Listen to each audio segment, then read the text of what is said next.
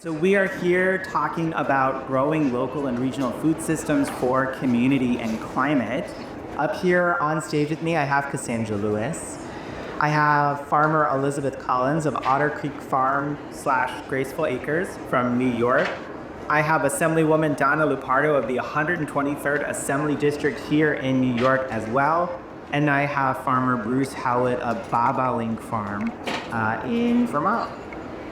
Let's give him a round of applause.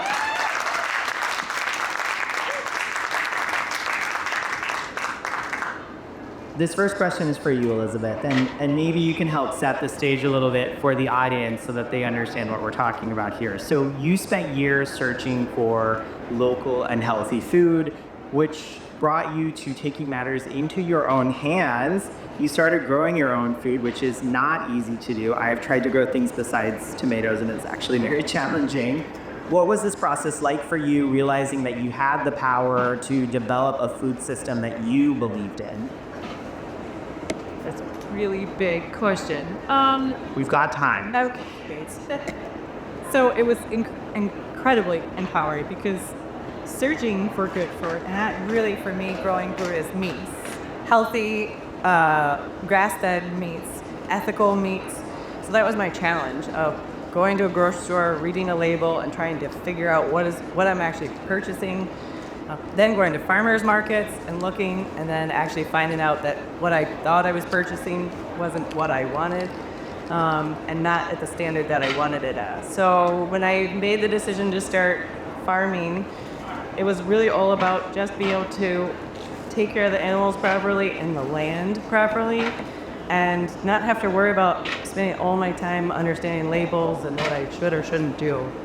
And it was a really nice end to a really long journey. It was probably 15 years of really trying to understand food, organic labels, not organic labels, and all of those things. And now that I'm doing it, I just want to pass that empowerment on to others. So when I do farm tours all the time, and it's to people that come and stay on our farm. So the Otter Creek Farm / Graceful Acres is the farm itself, is Otter Creek Farm. It's a generational farm.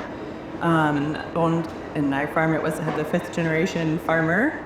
But then I host a farm stay called Graceful Acres. So people come and stay for the weekend. We do a farm tour. We talk about food production. We talk about ethical meat standards. We are animal welfare approved, and we're 100% grass fed. And people just don't know about that. They don't know it's even possible to buy those things, and they also don't know that that's not what they're getting at the grocery store. So that's a very important conversation we have.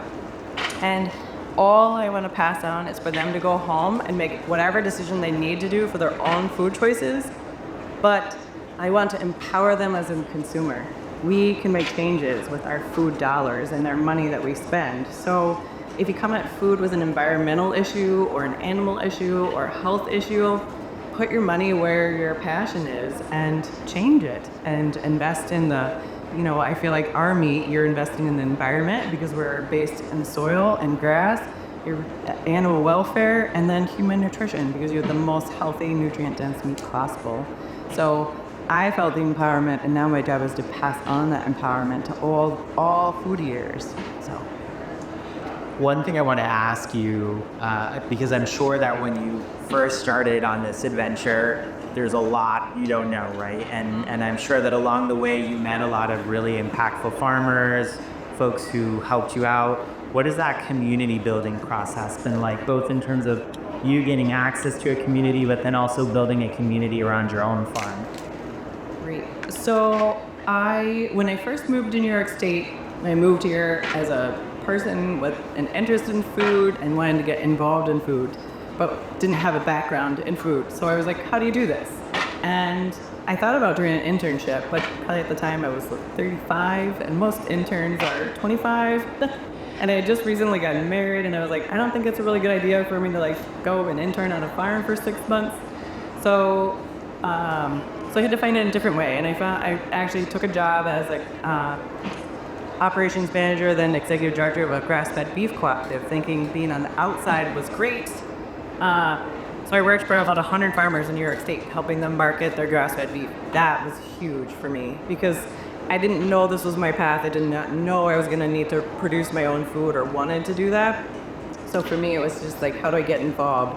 So I was able to meet all these farmers. I was able to go to conferences, grazing conferences, food conferences, and learn all of this stuff and create this huge network. So when I did make the decision to shift into farming, it was all laid out for me. But through those opportunities of being able to network, both personally but also through work, really. And then at 40, I decided to do the internship, and I quit my job, and I went on a farm, and I did it because I was like, I'm ready for this change, and I'm going to do this change. I could have read books, and I could have watched YouTube, and I could have done all that to learn, but I wanted to get dirty, and I really needed to shed just some stuff to be able to make a really, really big change in my life. So. Yeah, I've heard some clapping. Starting an internship at 40 is scary, but you did the damn things, eh? Yeah.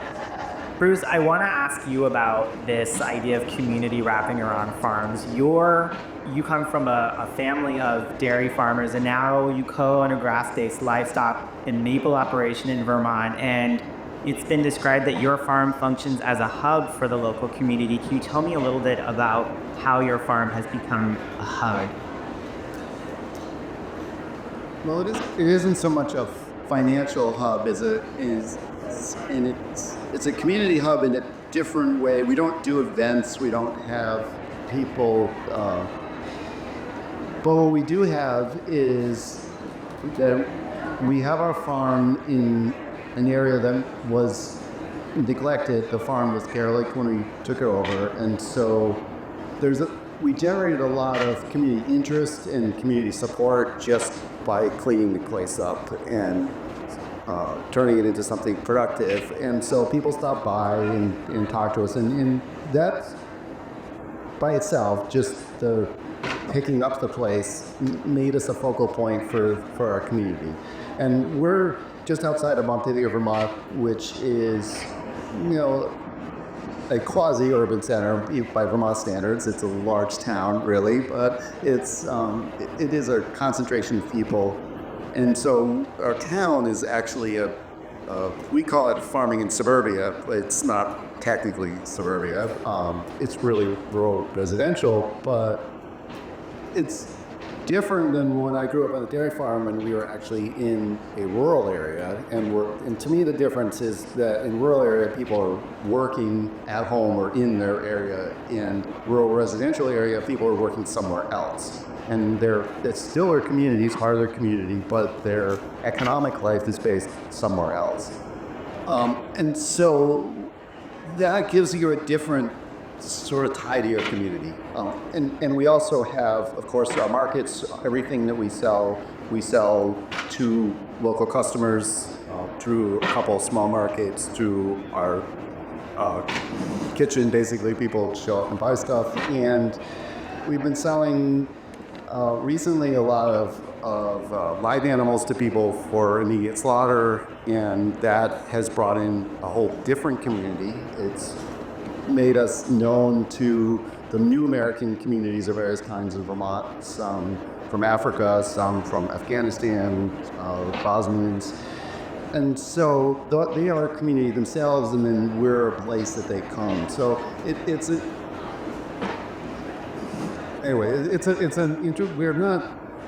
we're the supplier of some of these products, and that makes us the person that people talk about. And another piece of it is that I've been an agricultural consultant for a long time, and I've been involved in grazing consulting for a long time. And so we've regularly had events there for farmers. People are interested in learning about grazing management. We have field days, people come. So we're less so in the last few years. COVID really changed the structures of those things. They're a lot less frequent than they used to be. But we would regularly have events where people show up and we talk about farming and try to teach them how to graze better. So we've been a center of that for quite some time. I imagine that it's not a purely transactional relationship that you have with the folks who come in and are buying your livestock or attending your markets. What is that feeling like to realize that you are part of maybe another community or a larger community, or that you are an important part of someone else's community as a local farmer? What is that feeling like? Well, that's an interesting question, because on the one hand, farming is a business and should be a business, and so it needs to run in business-like way. And people keep telling us how much they like or seeing our sheep. And one of the other things we've been doing is we've been moving, and we've actually overstocked our land. We've had to use other people's land, which has actually worked out well. Mostly, they're happy to have our sheep on their land. But that doesn't pay the bills. So all this goodwill is great, and it certainly makes us known. So anyway, it's kind of a mixed blessing, I should say. It's nice that people respect us and understand us, but it's also would be nice if it paid the bills. I hear that. And a lot of the farmers who've been up here today have said something similar, and I think it goes back to, Elizabeth, what you were saying. As consumers, where we spend our money could really make a difference for a lot of the local farms in our area, and certainly makes it known where we as consumers want our food to come from. Well, just to say, the day I went to the farm that I was interning at, I was gone just to meet the family and the farm the fall before, committing the whole 6 months the next year. And the woman, she was my age, as we were walking up the field, she was like, "So, Elizabeth, remind me, why do you want to do this?" And I was like, "Well, I don't know, I go to the farmer's market and I buy all this food, and I don't know, it was expensive too, so I could buy food and feed 2 of us, but if 4 people came over, I couldn't really afford to feed everyone that kind of food, and just didn't feel like enough." And she looked at me dead in the eyes, "Someone's got to buy the food." And I was like, "Oh, that's right." And I actually went home and I actually had to rethink, maybe I don't have to jump off the cliff and go on this path. Maybe if I felt like an empowered consumer, I could go to the farmer's market and I could give my money to that farmer and I would feel really good about it. I totally could today, and I do. Every purchase I make, every animal that I buy from another farmer, all my vegetables, I come to the Saratoga farmer's market and buy my vegetables. I'm a completely empowered consumer, and I'm keeping someone in business that I want to keep in business. That's huge. And just no one really tells you that when you're a consumer, and definitely no one's going to tell you that at the grocery store. You guys can clap. It's okay. Yes, All right, Assemblywoman Donna, as chair of the Committee on Agriculture in New York, you've helped new and existing farmers with access to land in emerging markets within your constituency. What changes have you seen since you were appointed in that role in 2019? Well, first of all, thank you for having us. It's really been a very inspiring day, and hearing from these folks just continues that tradition that you've had for so many years. So in New York State, there's a confluence of interests that are happening right now. One is increased consumer demand on the one hand, and the other hand is increased interest in new and beginning farmers. So as the chair of the committee, I sort of oversee changing policies that might be needed to get that accomplished, and also making sure that we allocate resources, substantial resources, to get behind this. This confluence was caused, the intensity of this confluence was caused by the COVID pandemic. And if there was ever a silver lining for New York State, it was the COVID pandemic, when people went to their grocery stores and were very concerned to find food shortages on the one hand. And on the other hand, in upstate New York and other farming areas, people were starting to dump milk and turn over their fields because they lost half of their market when all the restaurants and hotels and other venues closed. So what we did, and I'm going to get back around to some of the specifics, but what we did is we created something called the Nourish New York program, which purchased that surplus food from our farmers and sent it to food pantries, mostly in urban centers like in New York City. The brilliance of that move, other than the fact that it stabilized our farmers, but it also helped people get food, was that we were able to build on the relationships by bringing those downstate legislators upstate to thank those farmers, to build those connections.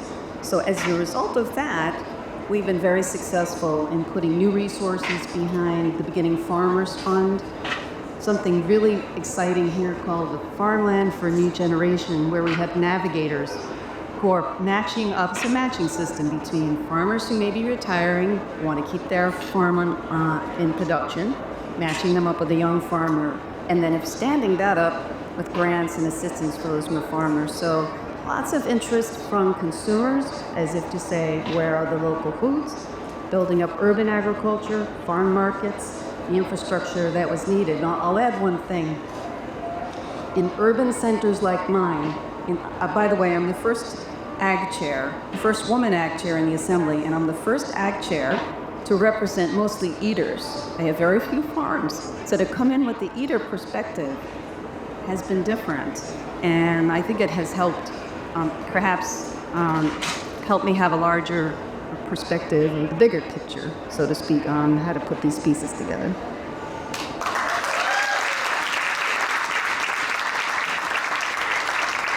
When I asked you this question earlier, you kind of laughed at me about it, but I'm going to ask it anyway because I think one of the things that we're doing here today at Farm Aid is looking to the future, right? And how can we make sure that we are preparing the next generation? And so with all of the work that you just talked about, Assemblywoman, what still needs to be done, or what's in the near horizon for you that you are excited about or that is making you optimistic about the future of farming in New York? Well, I mean, to be honest, we are trying to take advantage of that interest. People want to know more about farms. They want to know about farming. My challenge is for people to understand the difficulty of the work, what it takes to get food from farm to market, all the steps in between, and all of the steps between harvesting to transportation, and the lack of labor that is existing across the board at every one of these steps. So I'm optimistic because people want to learn more. Honestly, there's just a lack of overall awareness about the challenges that these folks are facing, especially having to do with climate and labor in particular, and the lack of immigration reform. Good immigration reform is hurting the entire enterprise. I'm hopeful. I'm hopeful for the future. I'm hopeful that federal government may actually wake up and try to solve a few problems for this to come together. So I have to be hopeful. For these folks, they deserve the best hope for what they do for us.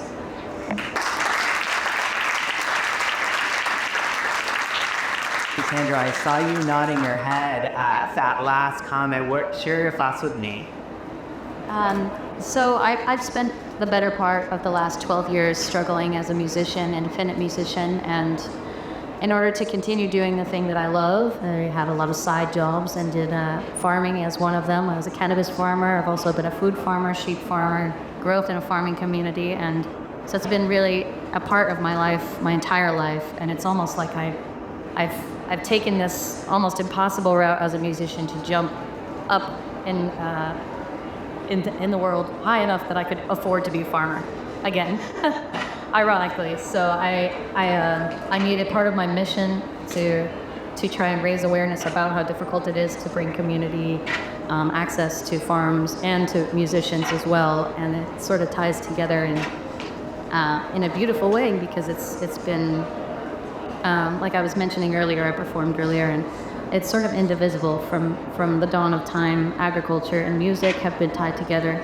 and to prayer songs about rain, to working long hours and writing music to pass the time and put that good energy into the work as well. So my hope in coming here, which is my first Farm Aid, I'm very excited about it. This was I told you I was going to be long-winded. Go for it.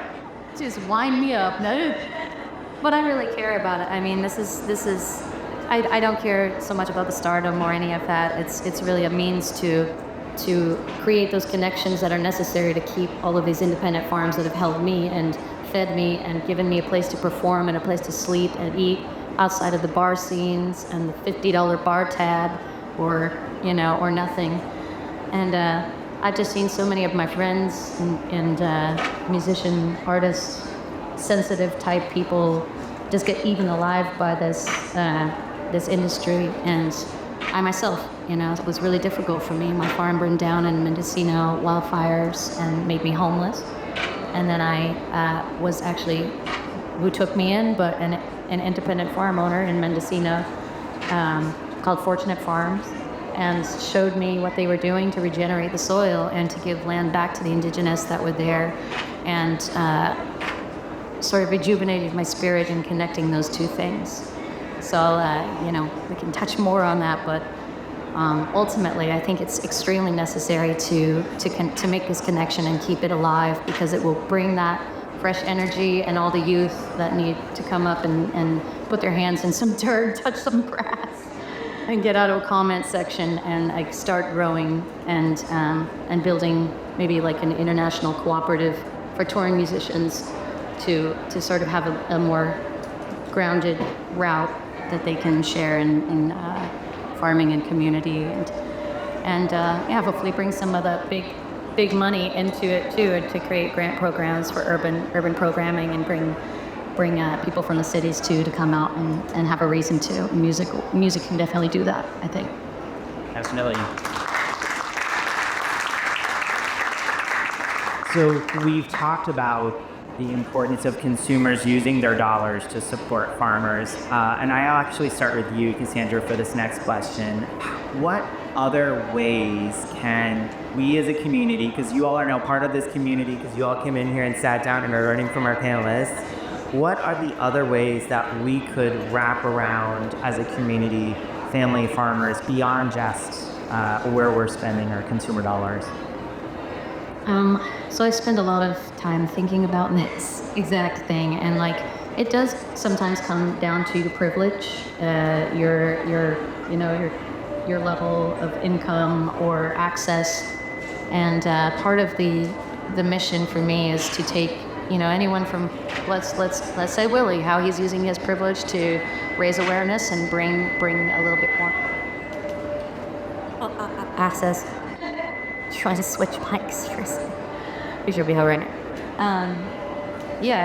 How he sort of helps to represent the small farmer, and also show that we can do something at the top to help that trickle down. I mean, it's sort of like mound planting, companion planting, right? We sometimes need the money to make good things work. Sometimes we need sweat equity. We need people to come in and just put their hands in the dirt. So what I'm proposing is through this network that I'm hopefully trying to I'm not building it by myself. I'm trying to basically just connect the dots, like mycelial networks. I'm pulling all of the people who are already doing that, and trying to make sure that they know that each other exists, and that you can be stronger through union and of this mission. And ultimately, if you got a lot of money, let's put some grant programs together, even if it's like your regional sort of thing, that can drip into the people that are part of this co-op, and make these programs available, have these artists perform at these beautiful farms, and to get a ticket, you come out and do an hour of weed culling, you know what I mean? Anything from the top to the bottom is helpful, and it feels good. So you should just, whatever you feel capable of doing, you should find a way to, link up with people and pull some weight, get some calluses on your hands. I love that. Bruce, I'm going to ask you the same question. What are some other ways that we as a community could wrap around you as a dairy farmer, as someone who comes from a farming family? What are some other things that would be helpful? Quite a lot of. The most important thing is get some appreciation for what the farmers are doing, and to have a little patience, because some of the things may not fit your style of life. To cite an example, I move my farm equipment down the road on a regular basis to get somewhere, and it's slow. And so, people can wait, and I will get there and I'll be out of their way, or they can cause traffic accidents by running you over. Another example is to educate yourself about livestock and farming and such. And farmers who raise livestock always have stories about somebody complaining about something that they're doing with their livestock. And oftentimes other livestock farmers will just scoff because they know that that's it's not actually meaningful. That what the persons are complaining about don't count as poor treatment. There is certainly examples of bad treatment of livestock, no question, but a lot of the complaints are things that are just normal for the livestock and the farming operation. So people can learn about, they can take the time to figure out what's going on at the farm and whether this is good or not, and don't jump to conclusions based on some knowledge that you think you might have, but try to learn what's actually going on. Well, and fortunately for all of you, there are so many farmers right behind you in this farmyard who are doing exactly that, hoping you understand what they do or learn about some of the techniques that they have. Assemblywoman, I saw you point at yourself. Yeah, what would you like to say? I just want to come at it from a different angle. I think what we need to do is to elect more people who care about this topic. That would be very helpful for people like me. And what I have learned is that a lot of legislators, if they don't have a rural district, aren't really tuned into this, which is why it's very helpful. I'm trying to rename my Committee on Agriculture and Food, to cue people in that this is about farmers and ears as well. So I think we need more people asking questions of people who are running, because sometimes I'll listen to a whole speech and I'll just wait. Will somebody please say the word farm? It shouldn't be one of those last tag on at the end of a long list of things. Oh, we care about this open farms. No, we need them to leave with this. So elect more people, ask more questions, and support the organizations that are the strongest advocates, and support our young people who are in FFA, 4-H, and the other programs, all those affiliated with Cooperative Extension, all of those groups. Support them, because they need our help, and elect more people.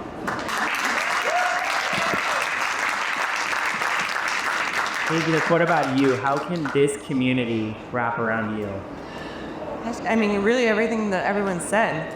Utilizing your privilege. We all have a privilege. Sometimes it's financial, sometimes it's not. And my guests that are there to stay on the farm, when I do my farm tour, I always talk about privilege. If they're there on vacation for 2 days at my farm, they have some form of privilege. So you can choose to do something with that. And you can maybe choose, don't come to my farm next year and actually buy some food from someone. It doesn't matter, but just do something powerful with your privilege. I feel like that's what I've chosen to do for myself. Appreciation, gratitude, and total appreciation for something that you really don't even know anything about. Maybe if you have a garden, you know what it's like to grow vegetables, but then to rely on that and depend on it, or then to, gosh forbid, try to make a living off of that, and then also having policy and people that actually can talk about food and farming together, because they are absolutely hand in hand. So really, I think what everyone already said they said it all. All right, I was given the 3-minute mark, so I'm gonna ask one more question of each of you, or we can keep it short. And the reciprocation that we get from working with nature is amazing. And sometimes we humans are terrible about it. If you give the land something or give it more, it gives it back. You do it to animals. We humans sometimes don't do that very well. So we have a lot to learn from it, and every day I'm rewarded. And every day my farmer laughs at me, like this morning, that I'm like, oh, good morning tractor, good morning soil, good morning water. But you just have to. You have to love it and embrace it, and because it's hard work. And then you sit down to an incredible meal at the end of the day or in the middle of the day, and it keeps you going. So it's awesome. All right, Cassandra, I'll let you have the last word. Well, I think it definitely wraps up in a nice package. It's just really, I want to sit around a big table with people that I love, and I want to hear music, and I want to feel it. And at the end of my days, I just hope that I have a rich community that feels supported and healthy and good in mental health, and that those are the two things that make all of that make sense to me. It's just the music and the food. What else, sister? Really? Totally. All right, well, I want to thank each of you for giving me your time today and giving this audience your time today to talk about your own experiences and the work that you're doing. I challenge all of you to go out and learn something new, and hopefully tomorrow when people say, what was farming like, you say, it was amazing. By the way, did you know this about farming? Each of you, I'm trying to make eye contact with as many of you as possible. Please enjoy the rest of the afternoon. If you see someone with a farmer, can you hold up your lanyard? If you see someone with a farmer lanyard, please ask them questions, or at the very least say thank you. And let's give our panelists one more round of applause.